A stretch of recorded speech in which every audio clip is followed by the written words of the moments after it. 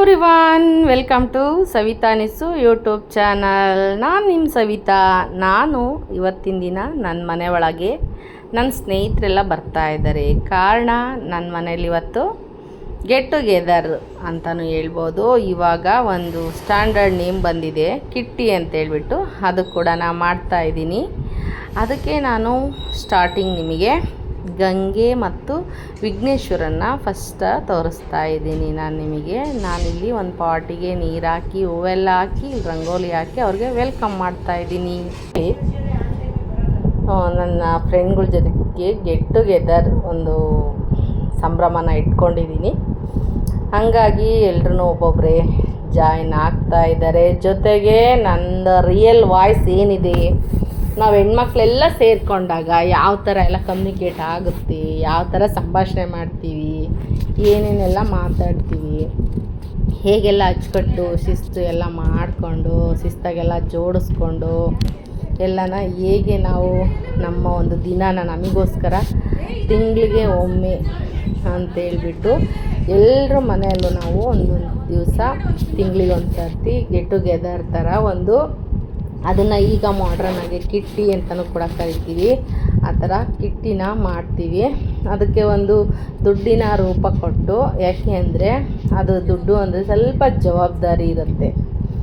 ಹಂಗಾಗಿ ಎಲ್ಲರೂ ಜವಾಬ್ದಾರಿಯಿಂದ ನಡ್ಕೊತಾರೆ ಅನ್ನೋ ಒಂದು ವಿಷಯಕ್ಕೆ ನಾವು ಕೂಡಿಟ್ಟ ಹಣನ ನಾವು ಎಲ್ಲರೂ ಒಟ್ಟಿಗೆ ಸೇರಿಸಿ ಒಬ್ಬೊಬ್ಬರು ಒಂದೊಂದು ತಿಂಗಳು ತೊಗೊಂಡು ಏನಾದರೂ ಅದರಿಂದ ಉಪಯೋಗ ಮಾಡ್ಕೊತೀವಿ ನಾವು. ಅದಿದ್ದರೆ ನಮಗೆ ಒಂದು ಕ್ಯೂರಿಯಾಸಿಟಿಯಿಂದ ಹಣನ ಹಿಂದಕ್ಕೆ ಉಳಿಸೋಂಥ ಅಭ್ಯಾಸ ಬೆಳೀತಾ ಹೋಗುತ್ತೆ. ನನ್ನ ಕಿಟ್ಟಿ ಇದೆ, ಇದನ್ನು ಬಳಸಬಾರ್ದು, ನಾನು ಸ್ವಲ್ಪ ಎತ್ತಿಟ್ಕೋಬೇಕು ಅಂತ ಒಂದು ಸೇವಿಂಗ್ಸ್ ಕೂಡ ಆಗುತ್ತೆ. ನಮಗೆ ಅಂದ್ಕೊಂಡಿದ್ದನ್ನು ಏನಾದ್ರೂ ರೀಚ್ ಮಾಡ್ಕೊಳ್ಳೋಕ್ಕೆ ಅಂದರೆ ತಗೊಳ್ಳೋದಕ್ಕೆ ಅದು ಕೂಡ ಹೆಲ್ಪ್ ಆಗುತ್ತೆ ಅಂತ ಹೇಳ್ಬಿಟ್ಟು ನಾವು ಈ ಥರ ಒಂದು ಕಿಟ್ಟಿಗಳನ್ನ ಮಾಡ್ಕೊಂಡಿದ್ದೀವಿ. ಅದು ಮನೆಯಲ್ಲೇ ಇದ್ದರೆ ಮನೆಯಲ್ಲೇ ಇದ್ಬಿಡ್ತೀವಿ. ಈಗ ಸರಾಗವಾಗಿ ಯಾರ ಮನೆಗೆ ಯಾರನ್ನೋ ದಿಢೀರಾಗಿ ಹೋಗೋದು, ಡಿಸ್ಟರ್ಬ್ ಮಾಡೋದು, ಅದು ಈ ಕೊರೋನಾ ಪಾಠ ಕಲಿಸ್ಬಿಟ್ಟಿದೆ. ಕೊರೋನಾ ಟೈಮಲ್ಲಿ ಒಬ್ಬರು ಮನೆಗೆ ಒಬ್ಬರು ಹೋಗ್ತಾ ಇಲ್ಲ.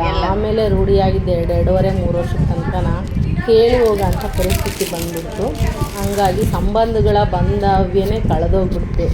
ಎಷ್ಟು ಮೊದಲೆಲ್ಲ ಸಡನ್ನಾಗೆ ರಿಲೇಟಿವ್ಸು ಮನೆಗಳಿಗೆ ಬಂದುಬಿಡೋರು. ಫೋನ್ ಮಾಡ್ತಾ ಇರಲಿಲ್ಲ, ಕೇಳ್ತಾ ಇರಲಿಲ್ಲ, ಏನಿಲ್ಲ ಕಷ್ಟ ಅಂದರೆ ಸುಖ ಅಂದರೆ ಏನಕ್ಕಾದ್ರು ಅಂದರೆ ಪಟ್ಟಂತ ಮನೆಗೆ ಬಂದು ಬಾಗಿಲು ತಟ್ಟೋರು.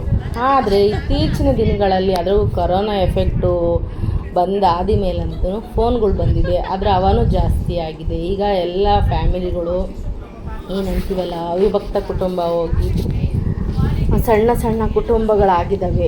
ಹಾಗಾಗಿ ಅವ್ರವ್ರ ದುಡಿಮೆಗೆ ಎಲ್ಲೆಲ್ಲ ಹೋಗಿರ್ತಾರೆ, ಬೀಗ ಹಾಕಿರ್ತಾರೆ, ಒಂದು ಮನೇಲಿ ಇರ್ತಾರೋ ಇಲ್ಲೋ, ಒಂದು ಆರಾಮಿದ್ದಾರಾ ಇಲ್ಲ, ಅದೆಲ್ಲ ಯೋಚನೆ ಮಾಡ್ತಾರೆ ಪ್ರತಿಯೊಬ್ಬರು. ಇವನ್ ನಮ್ಮ ಹಳ್ಳಿಯವರು, ನಮ್ಮ ಸಂಬಂಧಿಕರುಗಳು, ಸ್ನೇಹಿತರು ಯಾರೊಬ್ಬರೂ ಕೂಡ ಫೋನನ್ನು ಮಾಡ್ಕೊಂಡು ಬರೋಂಥ ಪರಿಸ್ಥಿತಿ ಆಗೋಗ್ಬಿಟ್ಟಿದೆ ಇವಾಗೆಲ್ಲನ. ಹಂಗಾಗಿ ಯಾರ ಮನೆಗೂ ಕುತ್ಕೊಂಡು ಇದು ಮಾಡಲ್ಲ, ಎಲ್ಲರೂ ದುಡಿಮೆ ಮಾಡಬೇಕು, ಏನಾದರೂ ಮಾಡಬೇಕು ಅಂತ ಯೂಸ್ ಮಾಡ್ಕೊಂಡು ಟೈಮನ್ನು ಕಾಲ ಕಳೀತಾ ಇರ್ತಾರೆ. ಅಂಥದ್ರಲ್ಲಿ ನಾವು ಎಲ್ಲರೂ ನಮ್ಮ ಅಕ್ಕಪಕ್ಕ ಮನೆಯವರು, ನಾವು ಬಾಡಿಗೆ ಎಲ್ಲ ಇದ್ದಂಥ ಏರಿಯಾಗಳವರು ಎಲ್ಲ ಪರಿಚಯಸ್ಥರೆಲ್ಲ ಸೇರಿಕೊಂಡು ಹಿಂಗೊಂದೊಂದು ಕಿಟ್ಟಿ ಅಂದರೆ ಮಾಡ್ಕೊಂಡಿದ್ದೀವಿ. ಇಷ್ಟಿಷ್ಟು ಜನ ಸೇರಿಕೊಂಡು ಗ್ರೂಪ್ ಅಂತ ಎಲ್ಲರ ಮನೆಯಲ್ಲೂ ಒಂದೊಂದು ಸರ್ತಿ. ಏನು 15 ಜನ ಇದ್ದರೆ 15 ಮನೆಗಳಲ್ಲಿ ಒಂದೊಂದು ದಿವಸ 12 ಜನ ಇರ್ತೀವಿ ಅಥವಾ 10 ಜನ ಇರ್ತೀವಿ. ಆ ಥರ ಒಂದೊಂದು ದಿವಸ ಮಾಡ್ಕೊಂಡಿರ್ತೀವಿ. ನಾವು ಅಲ್ಲಿ ಕಿಟ್ಟಿ ಪಾರ್ಟಿ ಮಾಡಿದಾಗ ಅವತ್ತಿನ ದಿನ ಎಲ್ಲ ಒಂದು ಖುಷಿ ಸಂಭ್ರಮ ಆಚರಿಸ್ತೀವಿ. ಏನಾದರೂ ನಮಗಿಷ್ಟವಾದ ಸ್ನೇಹಿತರಿಗೆ ತಿನ್ನಿಸ್ಬೇಕು ಅಂದರೆ ಅದೆಲ್ಲ ರೆಡಿ ಮಾಡ್ಕೊತೀವಿ. ಹಾಗೆಯೇ ಕೆಲವೊಂದು ಗೇಮ್ಗಳನ್ನ ಇಟ್ಕೊಂಡಿರ್ತೀವಿ. ಅದಕ್ಕೆ ಪ್ರೈಸ್ ಅಂತ ಕೂಡ ಹಾಕ್ಕೊಂಡಿರ್ತೀವಿ. ಲಕ್ಕಿ ಲೇಡಿ ಅಂತ ಮಾಡ್ತೀವಿ ನಾವು. ಆಮೇಲೆ ಕ್ರೇಜಿ ಗೇಮ್ ಅಂತೂ ಆಟ ಆಡಿಸ್ತೀವಿ. ಇವೆಲ್ಲದಕ್ಕೂ ಪ್ರೈಸ್ ಎಲ್ಲ ಮಾಡಿರ್ತೀವಿ ನಾವು. ಫಸ್ಟ್ ಬಂದವ್ರಿಗೆ ಯಾರು ಫಸ್ಟ್ ಬಂದಿರ್ತಾರೋ ಅವರಿಗೆ ಫಸ್ಟ್ ಕಮಾರ್ ಅಂತ ಪ್ರೈಸ್ ಇರುತ್ತೆ. ಚೆನ್ನಾಗಿ ಡ್ರೆಸ್ ಮಾಡ್ಕೊಂಬಂದವ್ರಿಗೆ ಅವ್ರಿಗೊಂದು ಪ್ರೈಸ್ ಇರುತ್ತೆ. ಹಾಗೆ ಗೇಮಲ್ಲಿ ವಿನ್ ಆದವ್ರಿಗೆ ಫಸ್ಟು ಸೆಕೆಂಡು ಅಂತ ಪ್ರೈಸನ್ನು ಇಟ್ಟಿರ್ತೀವಿ. ಈ ಥರ ಎಲ್ಲನೂ ನಾವು ಕ್ರೇಜಿಯಾಗಿ ಅವತ್ತಿನ ದಿನಾನ ಎಲ್ಲರ ಮನೆಗೂ ಚಿಂತೆಗಳು ಇದ್ದದ್ದೇ. ಆಮೇಲೆ ಗಲಿಬಿಲಿ ಗಜಿಬಿಜಿ ಎಲ್ಲ ಇರುತ್ತೆ. ಅವತ್ತಿನ ದಿನ ನಾವು ಒಂದು ಮನೆ ಸೇರಿದಾಗ ಅವತ್ತೆಲ್ಲ ಸಣ್ಣವರಾಗಿರ್ತೀವಿ ನಾವು. ನಮ್ಮ ಡ್ರೆಸ್ಸಿಂಗ್ ಸೆನ್ಸು ಒಬ್ಬರು ನೋಡಿ ಒಬ್ಬರು ಚೇಂಜ್ ಆಗುತ್ತೆ. ಮನೆ ಕ್ಲೀನ್ ಮಾಡ್ಕೊಳ್ಳೋದು, ಶಿಸ್ತು ಮಾಡ್ಕೊಳ್ಳೋದು, ಅಲ್ಲೆಲ್ಲ ಸಬ್ಜೆಕ್ಟ್ ಇಡೋದು, ಪ್ರತಿಯೊಂದು ಥೀಮ್ ಆಗಿರುತ್ತೆ. ಒಬ್ರನ್ನ ನೋಡೊಬ್ರು ಒಳ್ಳೆಯದನ್ನು ಕಲಿಬೇಕು, ಒಳ್ಳೆಯದನ್ನು ಮಾಡಬೇಕು, ನಾವು ನೀಟಾಗಿ ರೆಡಿ ಆಗಬೇಕು ಅನ್ನೋದೊಂದು ತಲೆಗೆ ಬರುತ್ತೆ. ಆವಾಗ ಎಲ್ಲ ಮೂಲೆಗಳು ಸಮೇತ ಕ್ಲೀನ್ ಆಗುತ್ತೆ.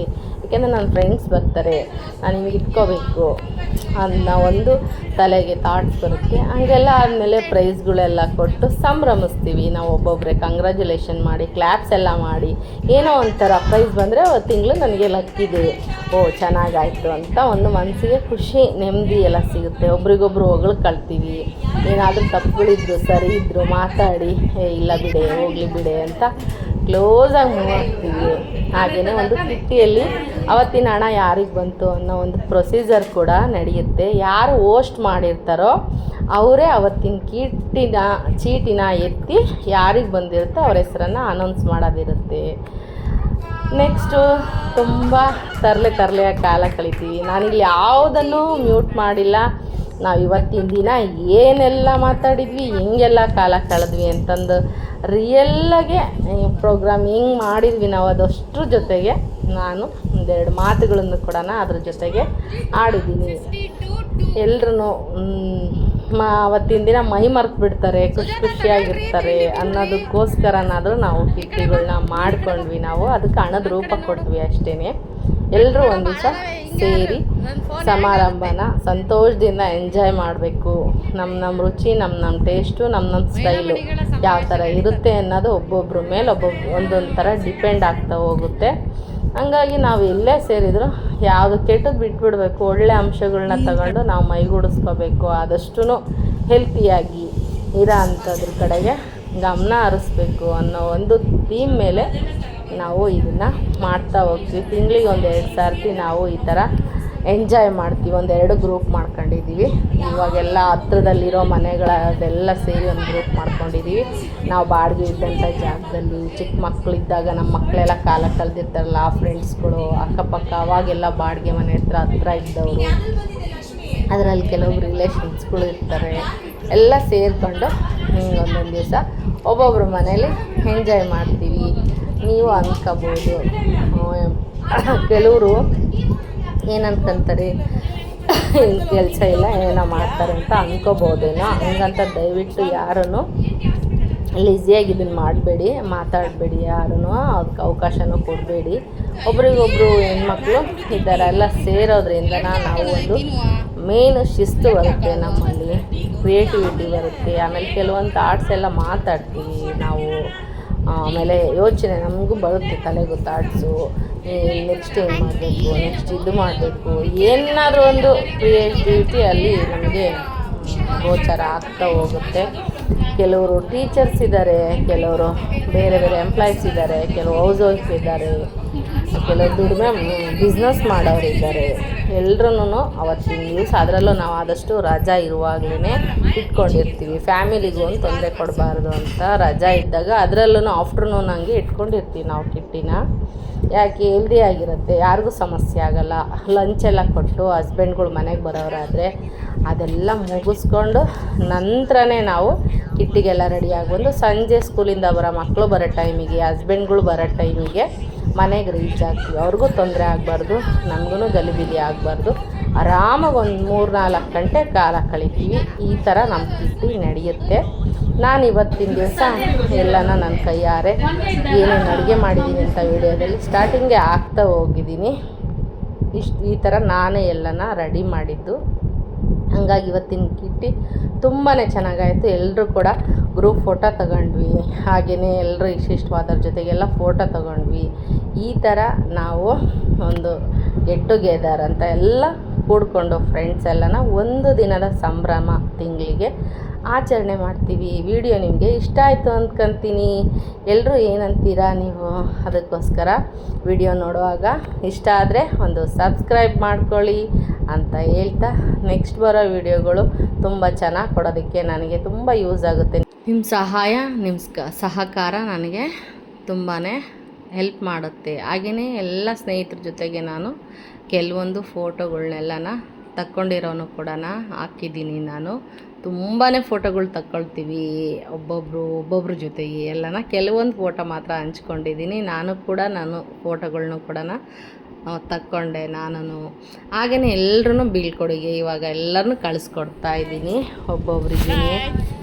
ಒಬ್ಬೊಬ್ರು ಜೊತೆಗೆ ಬಂದಿರ್ತಾರೆ. ನಮ್ಮ ಮನೆ ಸ್ವಲ್ಪ ದೂರ ಇರೋದ್ರಿಂದ ಕಂಬೈನ್ ಆಗಿ ಬಂದಿರ್ತಾರೆ. ಹಂಗಾಗಿ ಎಲ್ರೂ ಬಾಯ್ ಹೇಳ್ತಿ ಹೊರಡೋ ಸಮಯ